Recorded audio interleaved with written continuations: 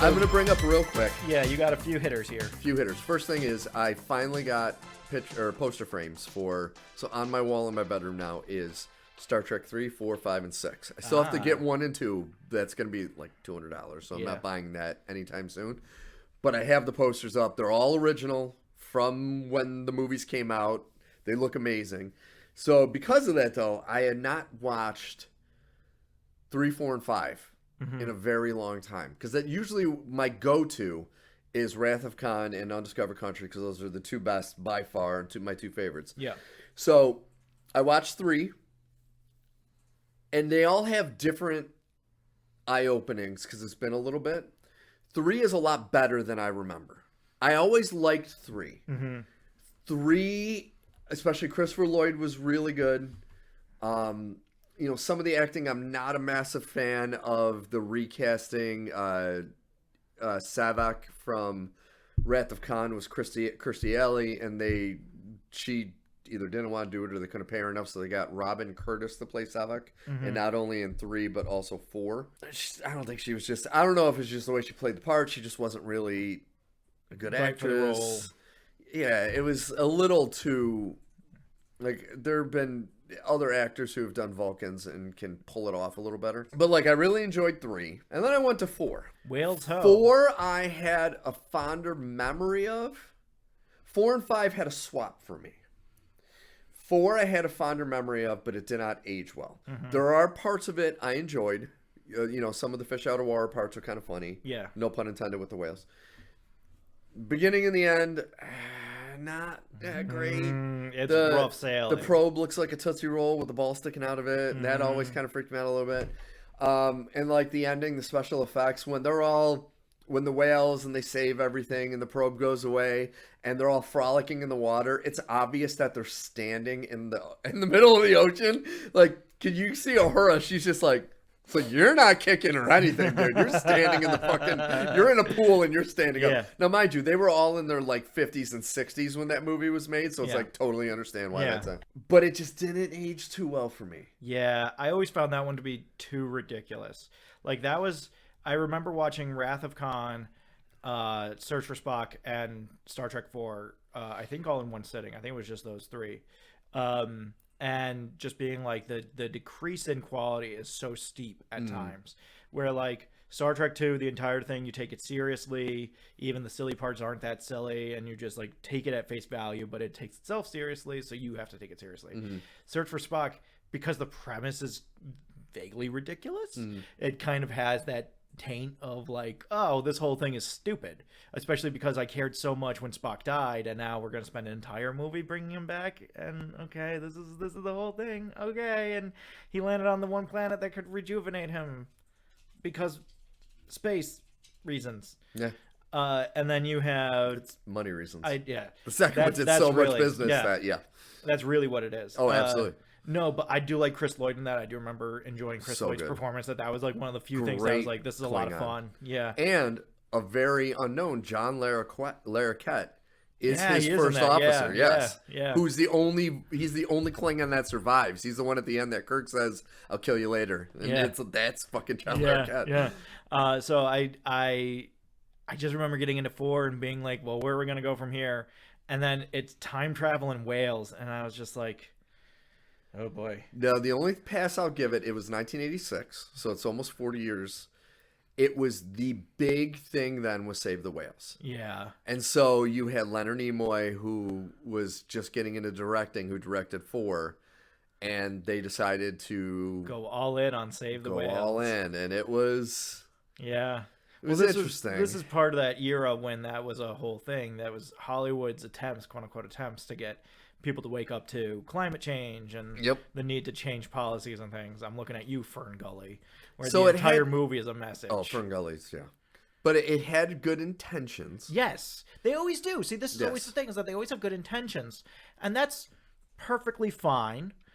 I'm not going to give you a gold star for it if you have good intentions. Okay, so you intended to do something good instead of just make money. That's an admirable thing. That's great. I'm not going to give you a bonus 10 points for it. I'm just not. You're going to have a good movie while also having good intentions. And I also want to point out something that I remember having this curious thought when I first saw it. Catherine Hicks, who plays Dr. Jillian, the doctor who's in charge of the whales. It's just so weird. She doesn't wear a bra throughout the entire movie.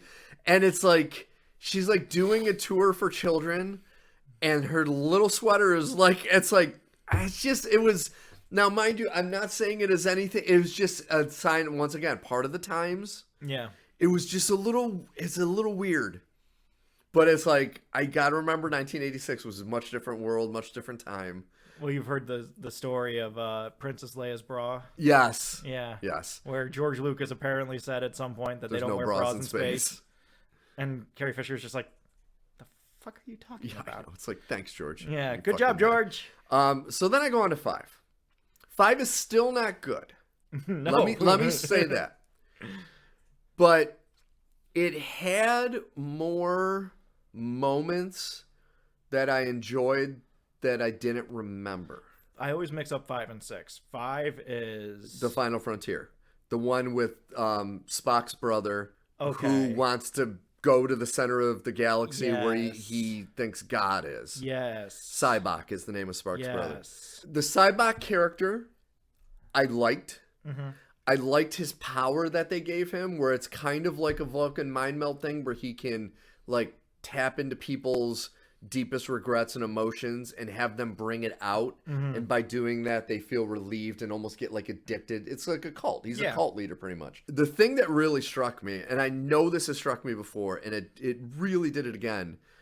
God damn, that scene with DeForest Kelley, who famously was the best actor on the original series. Like when he was hired, he was the most seasoned and professional actor. When Sybok is trying to relieve his pain and he has the memory of his father who was dying and he ended up euthanizing his dad only to find out like a couple months later that a cure was found for what was killing his father. But his father was in so much pain. That scene was so fucking good. Mm-hmm. And when I'm watching it, I'm like, God damn. And that's what made me sad about that movie, because it's like there was so much potential. Yeah. And I don't know if it was just Shatner's ego and he had never directed before. Like the whole part in the beginning was climbing the fucking mountain. I'm like, dude, I forgot about that. It's so bad. It's so bad. Like before there was Mission Impossible 2. There was Star Trek 5. And it was so like there's so many Shatner ego moments in this movie. And another shout out, the Star Trek 4 is the absolute best example of the Shatner wig.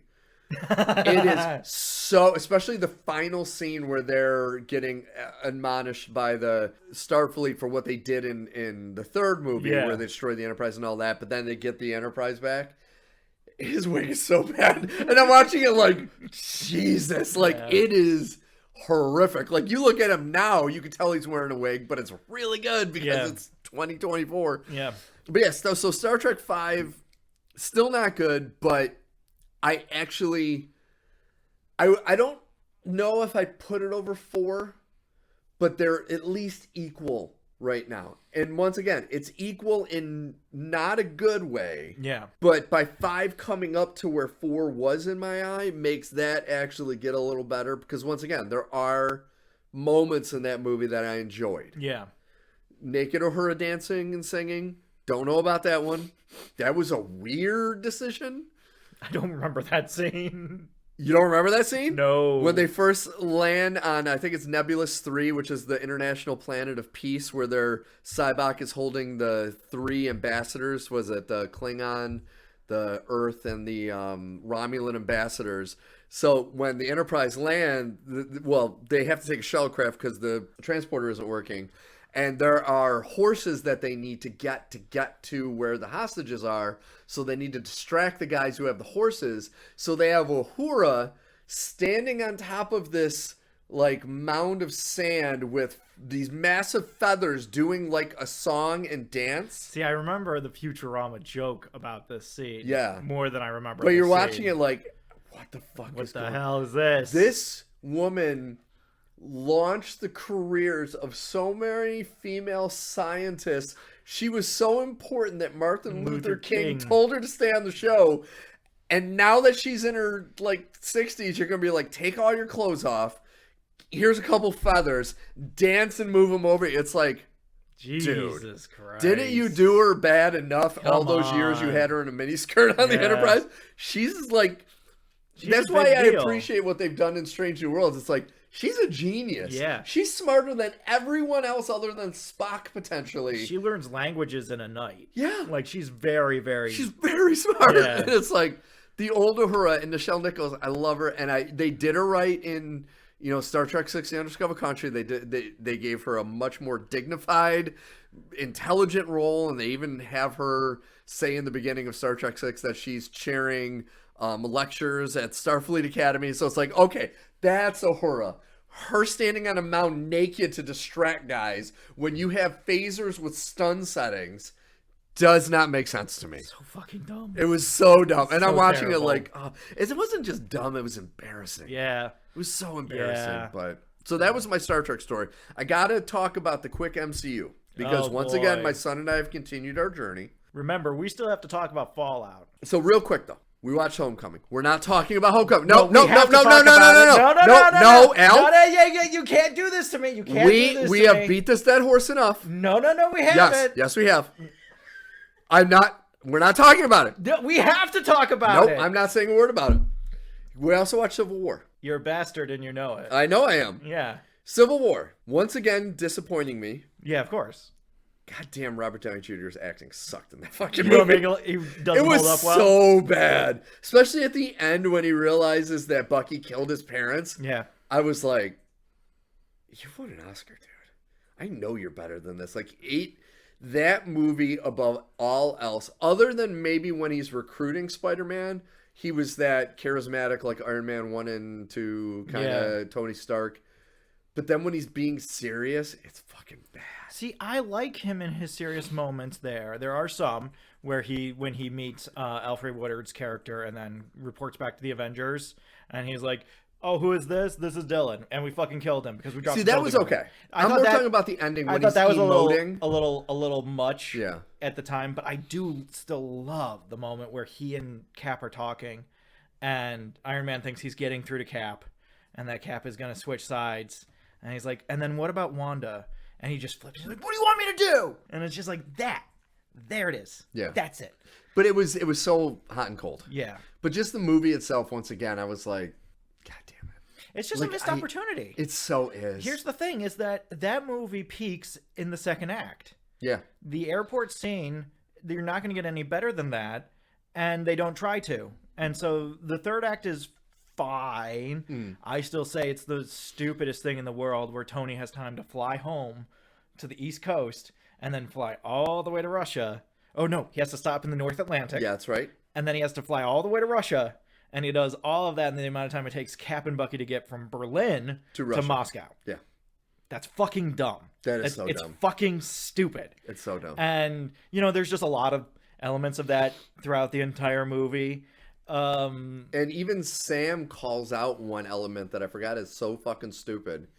Because they're trying to cram this storyline into this short movie, the last thing you see of Black Widow before this movie was at the end of Captain America Winter Soldier, where she's telling the government to go fuck themselves. Yeah. And then the next thing she's doing is signing the Accords, and Sam calls her out on that. Yeah. He says, so you're going to go from telling them off to being on board? And it's like, you didn't have enough of the other storyline of Civil War to get her from that point to that point. See, she just gets to that point. The other thing is that they should have, I know this was before Disney Plus, so this is impossible, but this would have made a better series than a movie. Fuck yes. Where you actually have time to, and which isn't saying much because I'm looking at all of Marvel stuff, and like Moon Knight gets the closest to actually having like a sustained arc to it. Everything else is just dumb and bad. But like they didn't even give themselves enough of an opportunity. I always go back to, how does Tony recruit Peter when he doesn't make Peter reveal his identity? How is that in any way kosher with what's happening? That doesn't make any fucking sense with what's happening. The whole point is that identities are open. And Peter would be naturally, if he was the actual Peter Parker, which we know he's not, he would be totally opposed to that. That's why it's such a big deal when he unmasks in front of the media. And how big a deal? He has to make a fucking deal with the devil. I can't go into this again. Yeah. I can't go into this No, again. and that's why we're not talking about Homecoming. Yeah. This is why I want to we're talk about Homecoming. We're not talking about Homecoming. You need to at least give me something. I'm not giving you anything. Give me something. We have to move on. No. This. I'm not done with this. But yeah, so of course my son loved both movies because I see Civil War as that turning point where they're starting to dumb it down a little bit, because you go from Winter Soldier, and that was like the apex, and then it starts to you have like Doctor Strange, which I liked. You have kind of a bump up with Black Panther, which Chadwick Boseman in Civil War, fucking phenomenal again. And I'm watching him and I'm like, why did you have to die? You were the best part of the MCU after fucking everything else. Yeah, no, you had to fucking die. He's so good. Every moment he just exudes T'Challa. Oh my god! Right from the start. Oh, it's so good. Just that moment where he turns and the helicopter is firing, and he just is unfazed. Yeah. It's just like, that's fucking T'Challa right there, man. It's so good. That's fucking him. That's the guy. So good. The chase. I still love the chase through Berlin and the tunnels. Well, when him and Bucky are fighting, and neither one are in their suits. Yeah. When Bucky escapes after Baron Zemo. I don't even want to fucking talk about that. When he triggers him, that was fucking awesome. And it's like, he's not in an outfit and he's kicking ass. Yeah. Like, it's so fucking cool. He doesn't have the vibranium. You can tell he has the juice flowing through him, though, and he's got the powers. He still has all of his super strength and enhanced abilities and enhanced senses. Fuck you, Baron Zemo. Fuck you, Baron Zemo. I will never get over, because I remember seeing that scene where he drowns a guy in the laundry tubs, and the guy's mouth is above the top of the tub. Yes. And it's just like, so he can't drown. Yeah. It'd be physically impossible for him to drown because the water would start receding. Wait, that was Falcon and Winter Soldier, right? No, that's in Civil War. He's in the basement in Cleveland of that guy. That's right. The guy who he crashes his car. Yeah, yes, that's and he right. Steals he steals the notebook from him to activate Bucky. And you're just like, but the guy can't drown. Yeah, it's impossible to drown. You didn't put him deep enough in the tub to drown. So bad.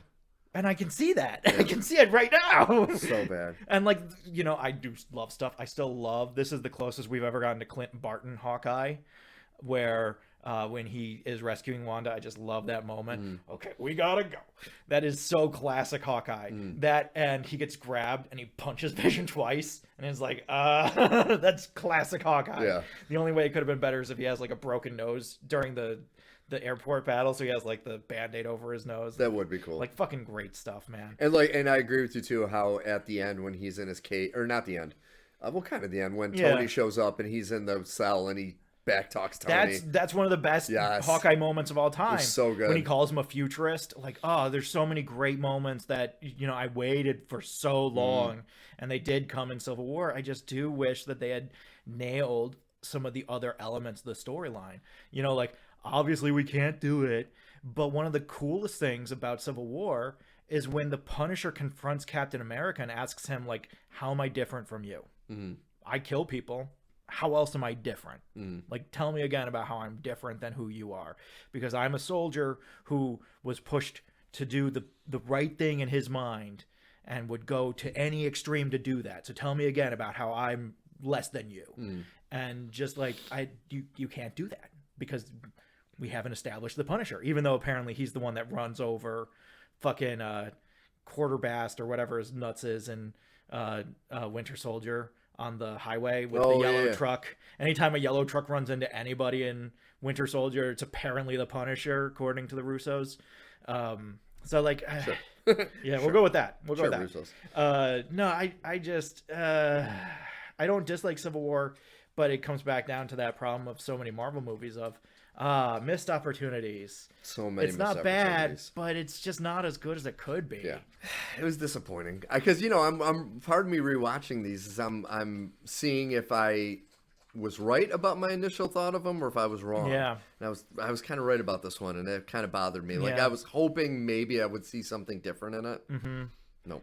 Can we talk a little bit about Homecoming? No, I'm not talking. You can talk. I'm not talking about. Nope. Out there and not have any conversation about what you thought about Homecoming on second watch. We've been doing this whole fucking parade this whole way through, and now you're gonna be like, no, but we're not gonna talk about Homecoming. Let me say this one more time. Homecoming is what we thought it was. There's nothing different in my opinion. the only positive I really take is I loved the scene when Michael Keaton is driving Peter and he and his figures out his date. identity. That is the only part of the movie that I truly love. And it's just pure acting, and Frogmouth doesn't really say anything. It's just Michael Keaton being a fucking great actor. And that's the only part. And when he turns and says, if you mess with my affairs again, I'll kill you. I'll go show my daughter a good time. It's like he knows what Spider-Man can do physically, but he doesn't give a fuck because he just is so goddamn mad that that's who's dating his daughter. That's the only part I liked about it. It's a terrible movie. I like the Vulture suit. I think that's good. I did too, but I also wish they could have... Adrian Toomes usually comes up with his own tech. Yeah. Not for nothing. I know that you're doing a different take on Toomes. They kind of make him into like kind of a dummy where he doesn't even know what gun is what. He doesn't know how to do anything. Oh, yeah. I thought this was the anti-gravity gun. This one doesn't do that. I don't understand. No, and then I will never forgive them for the Shocker, where they took 2 swings at the Shocker with 2 good actors. Yeah. Good actors. Anybody who hasn't seen Upgrade, go fucking see Upgrade. And the first iteration, I can't remember what's his name from Upgrade, who plays the Shocker the first time. Darren Green something. Something like that. That scene where he gets vaporized, he's actually wearing a very close-looking costume, like the jacket he's wearing. Yeah. Very close to what the Shocker's outfit was. Logan Marshall Green. And so when I saw that, I remember I was like, oh, that's fucking... And then they kill him. And then they bring in Bokeem Woodbine, and he's going to be the Shocker, except that he's also not the Shocker. Yeah. Because, first off, 2 gauntlets. Let's start with 2. Yeah. Let's just start with 2. It's 2 gauntlets. And then you got to have the whole padded suit, because it's literally, you're basically setting off mini earthquakes with each hand. So you need the suit to absorb all that energy, so you're not doing what they did in Invincible, where the guy gives himself a concussion every time he uses his fucking powers. Because it fucking... It's so dumb. It's the so whole dumb. Washington Monument thing, fucking terrible. Terrible and dumb. Just awful, awful garbage. Yep. I will say this. On my short list of ways that I would fix, you did leave me something here. And I hate that it's here, but as long as you left it here, what the fuck has Liz Allen been up to? Let's go fucking Alchemex. Bring it back, baby. She wasn't Snap. She's been around the whole time. She's become an industrialist in this all time. If you're not going to give me fucking Norman Osborn or Harry, we can still fucking do Alchemex. You have an option, please, for the fucking love of God. But, like, we're not going to do it because Molten Man is a giant lava monster made by Mysterio. Urgh. Bokeem Woodbine should have been Molten Man. You get rid of Shocker. He's Molten Man. And he's her brother, canonically. And you get rid of Toomes as her dad, because that makes no fucking sense. Yeah. And it's going to sound like I'm ganging up, as always, and beating up on this individual. She's probably a wonderful person in real life. I have nothing against her personally. Zendaya fucking cannot act to save her life. I'm watching her. But even in this is like even more toned down from the other movies, to where it's like she's barely even breathing in half the scenes. It's like, are you? And she's supposed to be Mary Jane Watts in The Life of the Party, except that she's not. No, she's just Michelle. She's just Michelle, who's a pointless character who's not interesting in any capacity. But like I'm watching it, and I'm whenever I have these feelings about an individual, when I go back and rewatch their work, I give them an extra break because I want to understand what everyone sees. Yeah. And I did with this. I'm like, all right, I know what I'm getting into with her character, and I know, fuck. Like Betty Brant is on the screen for like 5 minutes, and I got more. Don't even get me started. No. I don't want to get you started on any of this. That's why I didn't want to bring it up. But it's like fuck, man. She had no personality in this movie. It's a giant. And I know she's playing a character that's not supposed to have personality. Well, that's the problem. But people have done that while still showing personality. You know what I mean? You can still. The personality of not having a personality is still something. This will be my last thing on this, and then we can move on, because I've had my cake, and I really enjoyed it, and thank you for letting me have it. It tasted really good, and it's making my tummy happy as we speak. It's crazy to me that in the ubiquity of all the Spider-Man movies, of all of this, where everybody talks about how there's too many and there's been too many reboots and they're trying too many things, and now it's come all the way back around where now you have all these versions, and so now it all works with the Spider-Verse and everything, even including the Spider-Verse. How, in 20-something years of making these things, have we not gotten one Mary Jane Watson who's authentic to the original character? Just how have we done it? I just don't know how you can have this many iterations of these characters in this world and always not have Mary Jane Watson. Well, let's think about this. Of all our criticisms for most superhero movies, what are the characters they consistently get wrong? The female characters. The female characters. Yes. That is right at the Mount Rushmore of every problem of every comic book movie, other than the original Superman with Margot Kidder as Lois Lane. Yeah. Fucking nailed it with that. Yeah. And then after that, all fucking downhill, man. I still say, like, maybe Pepper Potts, Gwyneth Paltrow. The thing with me with Mario Kidder is that I'll never get over. Again, it's the time. It's a time thing. Yes. And they fixed it in most modern iterations. The idea that Lois Lane can't put together that Clark Kent is Superman. Yeah, I mean, is still the silliest thing to me. But anyway, we're not talking about that. That's my only funny thing I've ever gotten from Jimmy Kimmel. Really, did you ever see the short he did with Henry Cavill and Ben Affleck where they redid that scene where they meet at Lex Luthor's party, and he just goes, he takes his glasses off, and Lex Luthor's like, "Oh my god, I didn't know." He goes, "Yeah, you're fucking smart. I don't know how you didn't realize. How did you not realize?" And it's like everyone, nobody knows that it's fucking him. Yeah, but like she's one of the best reporters in the world. Yeah, and she works with the guy. I get it. You aren't looking at the things right in front of your nose, but like at the same time, that's where they're a little too comic specific to a comic that came out in the 1920s or 30s. This is what I'm saying is that in most modern iterations, Lois figures it out way ahead of time. Yeah. And or if you don't, you have that great Doomsday sequence where he tells her that he's Superman and then goes and dies. Yeah. It's great stuff. See, now here's the thing though. I will say this, and this is completely off topic. It's more believable when you have a Superman to Clark Kent like Christopher Reeve than the Henry Cavill one. Because the Henry Cavill one is the exact same character with glasses on. At least Christopher Reeve hammed it up and made this different haircut. Different haircut, bumbling and acting a fool. And it's like, that makes it a little more believable. I think it's All-Star Superman is the animated movie, but there's a movie where basically Superman has to save a shuttle from crashing into the sun, and in so doing, he overcharges his molecules and becomes like Superman. Okay. All of which is to say that he is dying.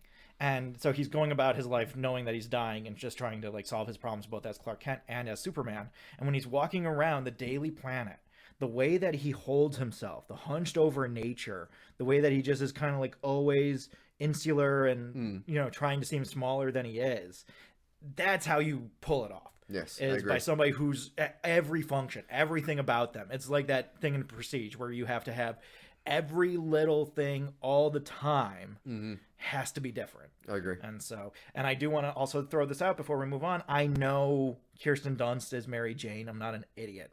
I'm saying it's a terrible adaptation of the character. It's not. It's not Mary Jane Watson. It's not Mary Jane Watson. It's in name only.